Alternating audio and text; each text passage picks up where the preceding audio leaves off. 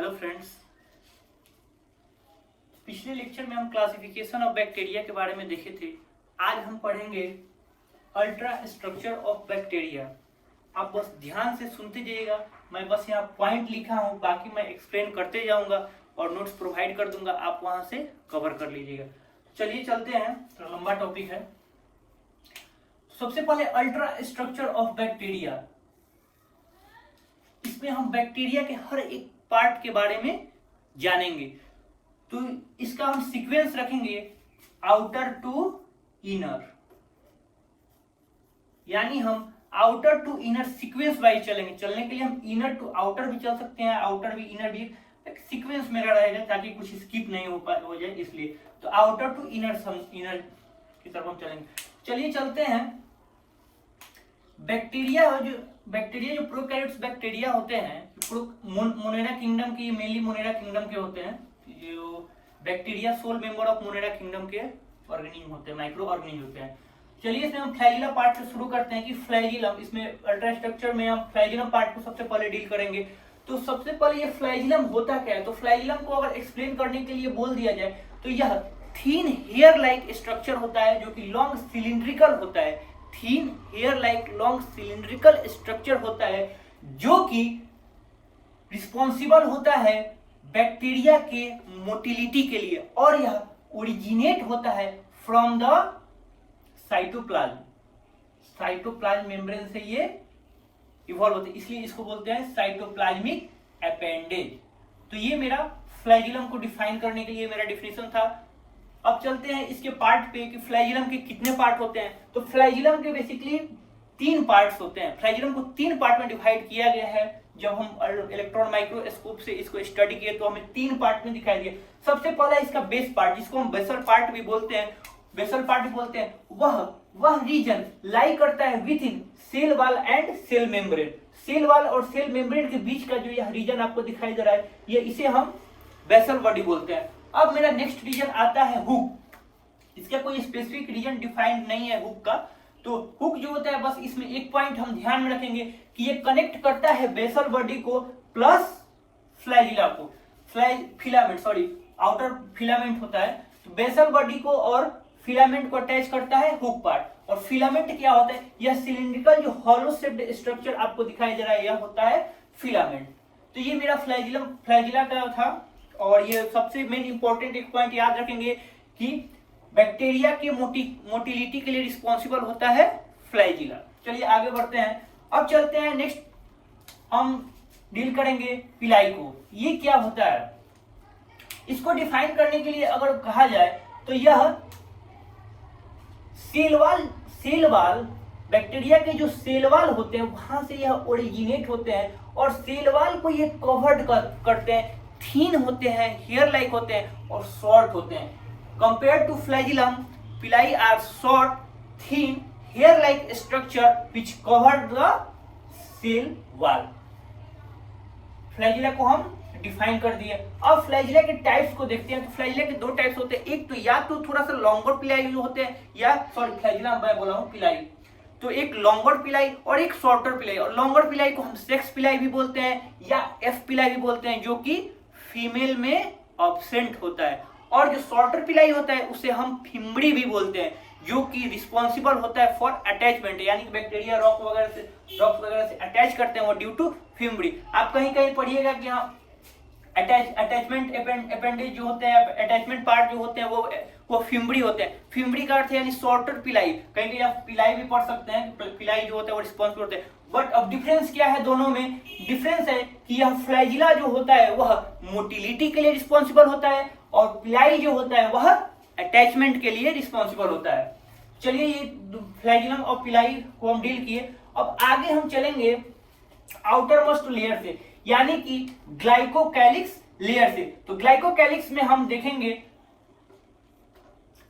Glycocalyx में 2 part होते हैं, उनको 2 तरह से डिवाइड किया, या तो कैप्सूल या स्लिम लेयर, या तो कैप्सूल या स्लिम लेयर। अब कैप्सूल और स्लिम लेयर जो होता है, वह कैप्सूल थिक लेयर होता है और थिक एंड टफ लेयर होता है बैक्टीरिया की सेल वॉल के आउटर मेम्ब्रेन अगर थिक है टफ है और वह पॉलीसेकेराइड्स प्लस पॉलीपेप्टाइड से बना हुआ है, तो उसको हम कैप्सूल बोलते हैं। और सेल बैक्टीरिया के सेल वाल के आउटर मेम्ब्रेन अगर थीन है और थीन होने के बाद लूज है, यानी कि लूजली बॉन्डेड है, यानी टफ नहीं है, उसको वो लूजली है और वह ओनली एंड ओनली पॉलीसेकेराइड्स से बना हुआ है, तो उसे हम स्लाइम लेयर कहते हैं। दोनों के बीच में डिफरेंस क्या होगा? दोनों के बीच में डिफरेंस होगा, कैप्सूल थिक होता है, स्लाइम लेयर थीन होता है। यह पॉलीसेकेराइड्स प्लस पॉलीपेप्टाइड का बना होता है, पॉलीसेकेराइड्स प्लस पॉलीपेप्टाइड का बना होता है, और स्लाइम लेयर जो होता है वह ओनली एंड ओनली पॉलीसेकेराइड्स का बना होता है। Polysaccharides plus polypeptide and polysaccharides का स्लाइम लेयर ओनली बनाता है। ये लूजली बॉन्डेड होता है, यह टफ होता है, यह लूज होता है, यह टफ होता है। तो ये ग्लाइकोकैलिक्स लेयर हुआ। अब यह जो ग्लाइकोकैलिक्स लेयर है उसके फंक्शंस के बारे में हम देखते हैं। तो ग्लाइकोकैलिक्स का जो मेन फंक्शन होता है वह बैक्टीरिया को WBC से प्रोटेक्ट करना, यानी कि इसका प्रोटेक्टिंग फंक्शन होता है, WBC से प्रोटेक्ट करता है बैक्टीरिया को। ये ग्लाइकोकैलिक्स का मेन फंक्शन हुआ। अब ग्लाइकोकैलिक्स के बाद आउटर लेयर के बाद हम इनर लेयर चलते। ये आप एरो जरूर ध्यान में रखिएगा, मैं कहां से क्या डिनोट किया हूं। तो ये था मेरा ग्लाइकोकैलिक्स का लेयर। अब ये मेरा टोटली ग्लाइकोकैलिक्स लेयर। अब चलते हैं सेल वाल पे। तो जो सेल वाल है, सेल वाल बैक्टीरिया का जो सेल वाल होता है वह ग्राम पॉजिटिव बैक्टीरिया में जो सेल वाल वह पेप्टिडोग्लाइकेन का बना होता है।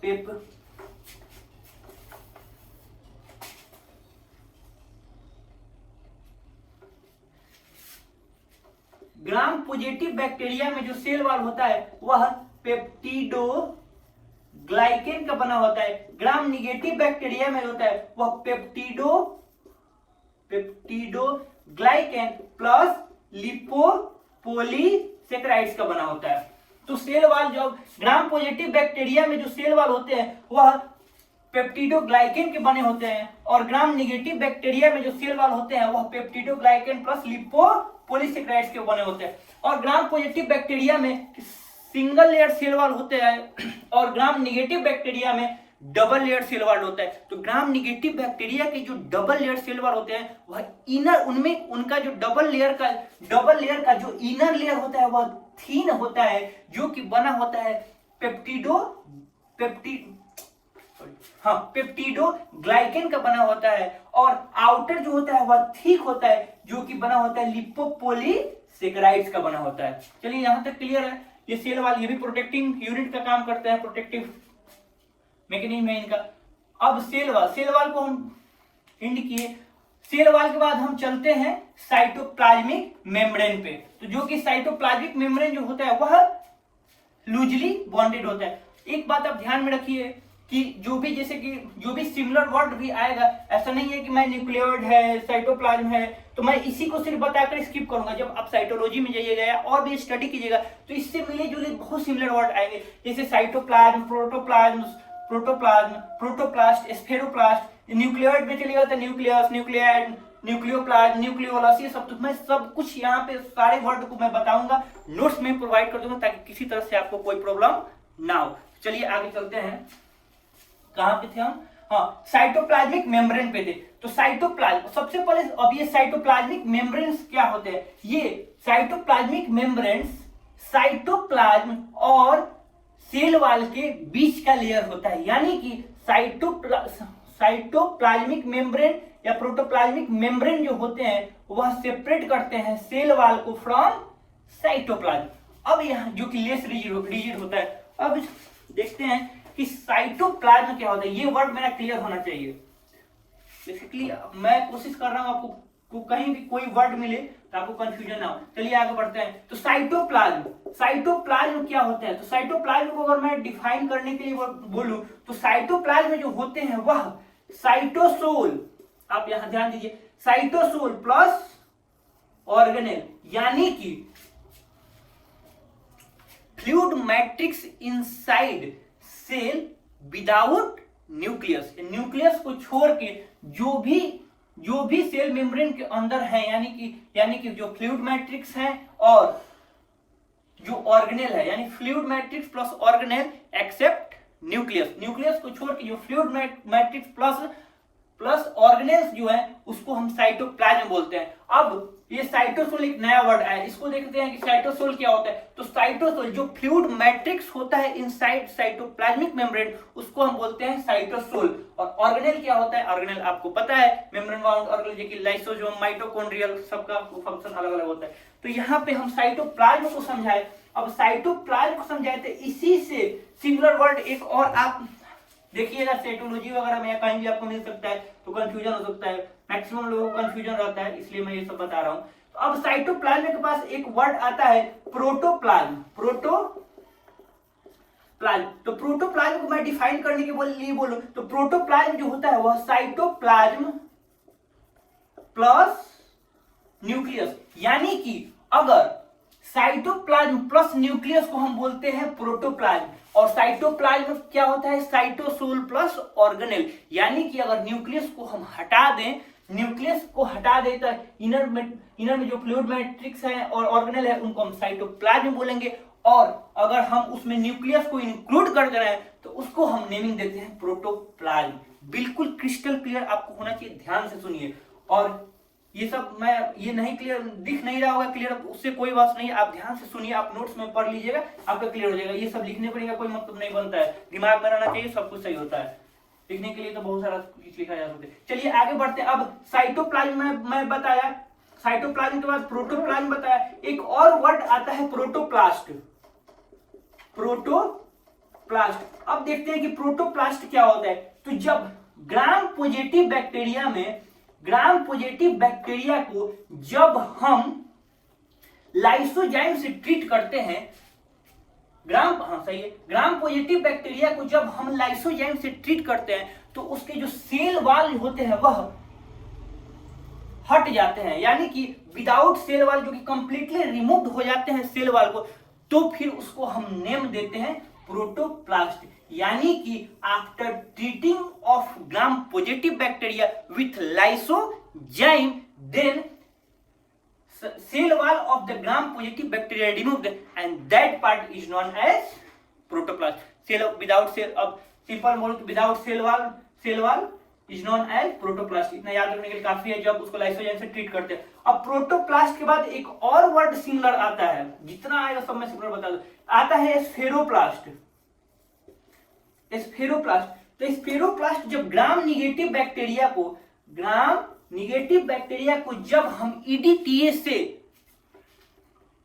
इथाइल डाइमिन टेट्राक्लोरोएसिटिक एसिड होता है उसका फुल फॉर्म है, तो EDTA से जब हम उसको ट्रीट करते हैं तो सेल वॉल होता है वह पार्शियली रिमूव्ड होता है, उसको हम बोलते हैं स्फेरोप्लास्ट। यानी स्फेरोप्लास्ट होता है ग्राम निगेटिव बैक्टीरिया को जब हम EDTA से ट्रीट करते हैं तो पार्शियल रिमूव्ड हो जाता है सेल वॉल, उसके बाद जो स्ट्रक्चर बचता है उसको हम स्फेरोप्लास्ट बोलते हैं। और जब हम ग्राम पॉजिटिव बैक्टीरिया को लाइसोजाइम से ट्रीट करते हैं तो सेल वॉल कंप्लीटली रिमूव्ड हो जाता है, उसके बाद जो स्ट्रक्चर बचता है उसको हम प्रोटोप्लास्ट बोलते हैं। तो चलिए यहाँ पे सिमिलर वर्ड इससे मिलता जुलता था, तो मेरे हिसाब से जो भी मुझे मिला मैं बता दिया। अब आगे चलते हैं, तो यहाँ पे ये क्लियर हुआ, मेरा साइटोप्लाज्म का कॉन्सेप्ट क्लियर हुआ। अब चलते हैं न्यूक्लियोइड। न्यूक्लियोइड क्या है? न्यूक्लियोइड के लिए सबसे पहले हम देखेंगे न्यूक्लियस। तो आप ध्यान से मेरा एक बात सुनिए, न्यूक्लियस के बारे में मैं क्या बोलने जा रहा हूं। हम बोलते हैं कि प्रोकैरियोट्स में न्यूक्लियस ऑब्सेंट रहता है, बिल्कुल सही बोलते हैं। हम बोलते हैं कि प्रोकैरियोट्स में ट्रू न्यूक्लियस ऑब्सेंट होता है, ये भी सही है। अब यहाँ पे डिफरेंस आ रहा है, ये मतलब क्या है यार, न्यूक्लियस और ट्रू न्यूक्लियस का मीनिंग क्या है? सबसे पहले ये समझिए, क्वेश्चन कैसे पूछता है ये भी समझिए, तो यहाँ पे बहुत लोगों को कंफ्यूजन होता है। तो अब देखिए न्यूक्लियस और ट्रू न्यूक्लियस, तो न्यूक्लियस, ट्रू न्यूक्लियस वह है जो कि जिसमें न्यूक्लियस जो है वह न्यूक्लियर मेम्ब्रेन से बाउंड होता है, जिसमें न्यूक्लियस न्यूक्लियर मेम्ब्रेन से बाउंड होता है उसको हम ट्रू न्यूक्लियस बोलते हैं। और विदाउट मेम्ब्रेन बाउंड न्यूक्लियस उसको फर्स्ट न्यूक्लियस हम बोल सकते हैं। तो ट्रू न्यूक्लियस और न्यूक्लियस का कांसेप्ट सही है। अब प्रोकैरियोट्स में मैं अगर बोलता हूं कि न्यूक्लियस होता ही नहीं है बिल्कुल, तो ये गलत बोल रहा हूं। उसमें ट्रू न्यूक्लियस नहीं होता है, हम पढ़ेंगे कि उसमें ट्रू न्यूक्लियस नहीं होता है, यानी कि प्रोकैरियोट्स में न्यूक्लियस होता है मैं आपको कंट्रोवर्सी लग रहा होगा कि एक जगह मैं बोल रहा हूँ न्यूक्लियस नहीं होता है, एक जगह बोल रहा हूँ, मैं समझा रहा हूँ, ध्यान से सुनिए। जो प्रोकैरियोट्स में जो न्यूक्लियस होता है वह विदाउट न्यूक्लियर मेम्ब्रेन होता है, विदाउट न्यूक्लियोलस होता है, एंड उसमें डीऑक्सी राइबो प्रोटीन जो होता है वह एब्सेंट होता है। यानी कि प्रोकैरियोट्स के जो न्यूक्लियस होते हैं उसमें nuclear membrane, nucleolus and deoxyribo protein मैं बोला हूं, डीऑक्सीराइबो न्यूक्लिक एसिड नहीं बोला हूं, प्रोटीन बोला हूं। डीएनए तो होता ही है, प्लाज्मिक डीएनए आगे मैं बताऊंगा। तो न्यूक्लियर मेम्ब्रेन एब्सेंट होता है, न्यूक्लियोलस एब्सेंट होता है, डीऑक्सीराइबो न्यूक्लियो प्रोटीन एब्सेंट होता है। तो अगर क्वेश्चन में आपसे पूछा जाए कि प्रोकैरियोट्स में न्यूक्लियस प्रेजेंट होता है या एब्सेंट होता है, आप वहां पे बोलिएगा या ऑप्शन में लगाइएगा कि एब्सेंट होता है। क्यों? क्योंकि वहां पे ऑलरेडी अंडरस्टूड रहता है ट्रू न्यूक्लियस, यानी कि एग्जामिनर जो पूछ रहा है वह ट्रू न्यूक्लियस के बारे में पूछ रहा है, इसलिए वहां उसके हिसाब से ऑप्शन जाएगा। बट समझने के लिए आप ये समझिए कि उसमें न्यूक्लियस होता है बट मेम्ब्रेन बाउंड न्यूक्लियस नहीं होता है, और एग्जाम में पूछा जाए तो आप उसके अकॉर्डिंग आंसर दीजिएगा। मेरे हिसाब से आप समझ गए हैं। तो चलिए आगे बढ़ते हैं, टाइम भी ध्यान रखना है सारे कंटेंट को बताते हुए। तो अब यहाँ पे न्यूक्लियस हो गया, तो न्यूक्लियस के बाद एक इसमें आता है न्यूक्लियोलस। हाँ, यहाँ पे वर्ड आया था न्यूक्लियोलस। क्या होता है? तो न्यूक्लियोलस होता है वह एक्टिव साइट होता है, एक्टिव साइट होता है फॉर राइबोसोमल सिंथेसिस, यानी राइबोसोमल आरएनए सिंथेसिस का एक्टिव साइट होता है न्यूक्लियोलस। यानी कि यूकैरियोट्स में न्यूक्लियस में एक रीजन होता है जहां पे एक्टिव राइबोसोमल आरएनए का सिंथेसिस होता है। उस रीजन को हम बोलते हैं न्यूक्लियोलस, जो कि एब्सेंट होता है प्रोकैरियोट्स में। न्यूक्लियोलस वर्ड क्लियर है। अब न्यूक्लियोलस के बाद एक और वर्ड आता है यहाँ पे न्यूक्लियोप्लाज्म। क्या होता है? न्यूक्लियस सही है, न्यूक्लियोलस सही है, अब न्यूक्लियोप्लाज्म क्या होता है? आप सुनते जाइए, नोट्स पढ़ लीजिएगा, ध्यान दीजिए। अब न्यूक्लियोप्लाज्म क्या होता है? तो फ्लूइड मैट्रिक्स इनसाइड न्यूक्लियस, यानी न्यूक्लियस के इनसाइड जो फ्लूइड मैट्रिक्स होता है उसको हम बोलते हैं न्यूक्लियोप्लाज्म।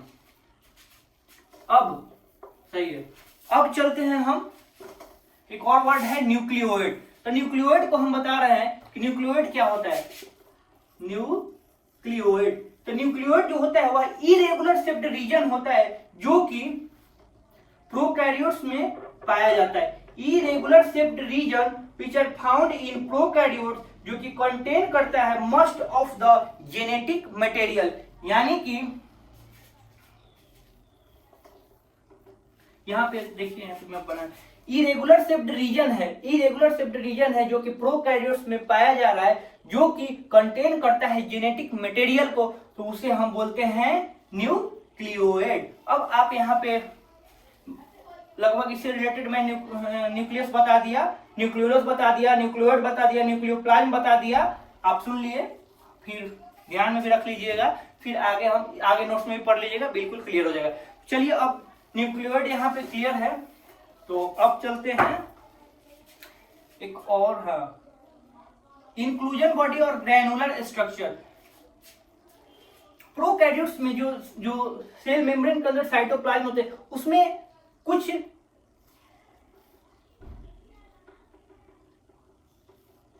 स्ट्रक्चर्स पाए जाते हैं जो कि ग्रैनुल टाइप स्ट्रक्चर्स होते हैं, यानी कि ग्रैनुल टाइप स्ट्रक्चर्स होते हैं जिनको हम ग्रैनुलर इंक्लूजन बोलते हैं या इंक्लूजन नाम देते हैं। ये सिंपल सा था, इसमें कुछ नहीं है। अब चलते हैं राइबोसोम पे। राइबोसोम क्या होता है?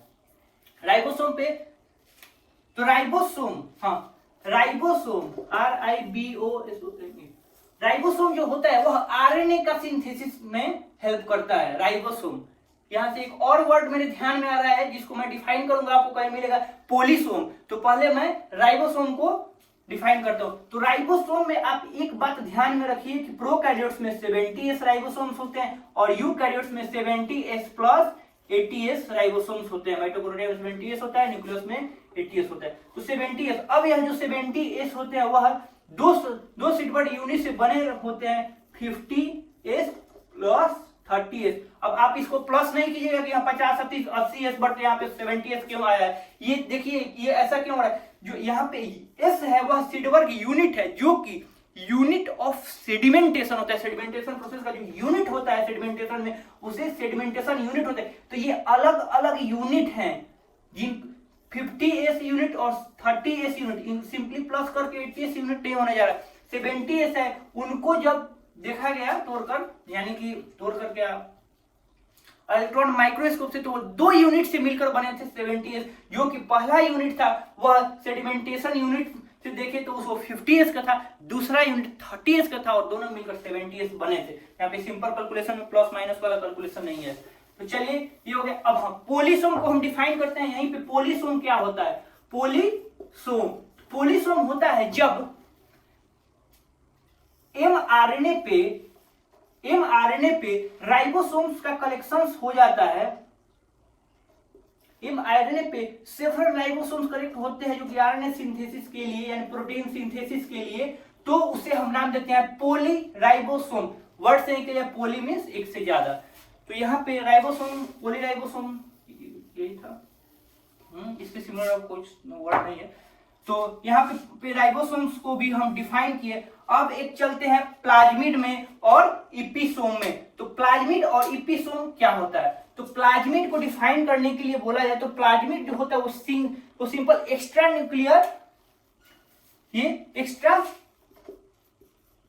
सर्कुलर डीएनए मटेरियल होता है। जो कि एक्स्ट्रा सर्कुलर डीएनए मटेरियल होता है उसे बोलते हैं हम प्लाज्मिड या इपिसोम। ये हमें जेनेटिक्स बायोटेक्नोलॉजी में जो जेनेटिक ट्रांसफर में होता है उसमें मेन रोल प्ले करते हैं प्लाज्मिड। जैसे इकोलाई बैक्टीरिया, वहां पे जाएगा तो आप डिटेल पढ़िएगा, इतने में डिटेल में आप बस सुन लीजिए। इकोलाई बैक्टीरिया, ये प्लाज्मिड जो डीएनए वो वेक्टर का काम करते हैं, जेनेटिक ट्रांसफर का काम करते हैं। अब लगभग मैं अल्ट्रा स्ट्रक्चर में टोटली पॉइंट को कवर कर लिया हूं, तो मेरे हिसाब से कुछ स्किप नहीं हो रहा है, और जो भी जितना भी मुझे नॉलेज था डिलीवर करने की कोशिश किया हूं। और हाँ, एक बात और बता रहा हूं, ये ग्लाइकोकैलिक्स, हाँ ये सेल वाल ग्लाइकोकैलिक्स और जो ये साइटोप्लाज्म है, ये तीनों जो एक साथ जिन इनका वर्क होता है वो प्रोटेक्टिव यूनिट, यानी तीनों आपस में एकदम रिजिड होते हैं, जुड़े हुए होते हैं, और वह उनका सिंगल जो एक साथ जो वर्क होता है वह प्रोटेक्टिंग ऑफ प्रोकैरियोट्स यानी प्रोटेक्टिंग ऑफ बैक्टीरिया, बैक्टीरियोलॉजी पर प्रोटेक्टिंग ऑफ बैक्टीरिया रोल होता है। तो अब हाँ सही है, अल्ट्रा स्ट्रक्चर ऑफ बैक्टीरिया को हम अच्छी तरह से डिफाइन करने का, बताने का आपको कोशिश किया हूं और बताया भी हूं। आप नोट्स देखिए, लेक्चर को बार बार देखिए, बहुत अच्छे से क्लियर हो जाएगा। अब नेक्स्ट लेक्चर में मैं आगे प्रोसीड करूंगा। के लिए थैंक यू।